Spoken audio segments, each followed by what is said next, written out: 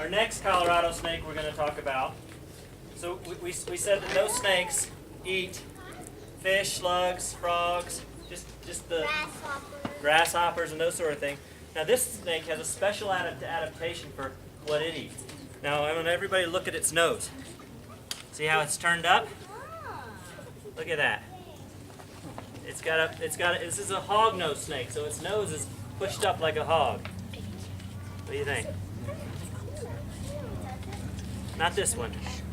So it is cute. I mean, I think this one's cute. Now, this snake also resembles rattlesnakes, and so it's often mistaken as a rattlesnake. If you were to look at that, it's got a big head, almost like it has venom sacs like a rattlesnake would. You know, a triangular shaped head that people say. It doesn't have a rattle on the end of its tail, but it will buzz its tail to pretend to be a rattlesnake. Check out that nose. Yes. And so who can think about what that nose is for? Why do they have a shovel-shaped hog nose? Big nose.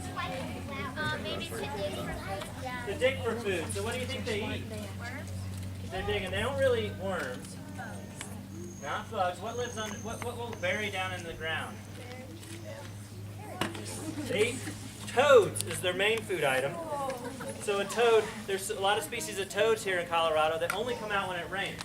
And they spend all the rest of the summer 4 to 6 inches underneath the ground, just sitting there waiting for it to rain. And then when it rains, it comes up.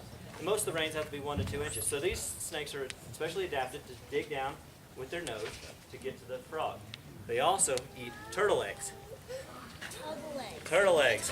And in the early spring, May, you'll find hognose snakes with this much of their body, like this, with their head underground, just eating a turtle nest. They'll eat every single egg. They'll find it, they crawl around and find it, they dig their head down, and just suck them down. Just eat shell and all.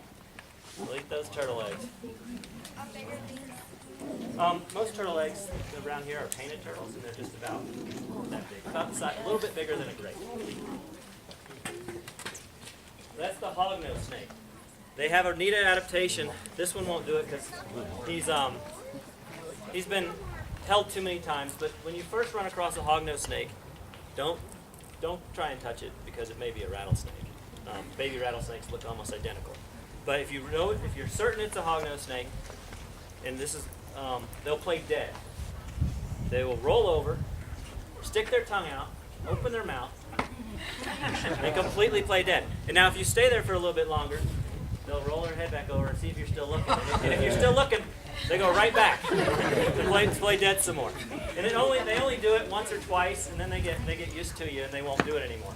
But why do you think they play dead? Anybody can guess? What do you think? Predators.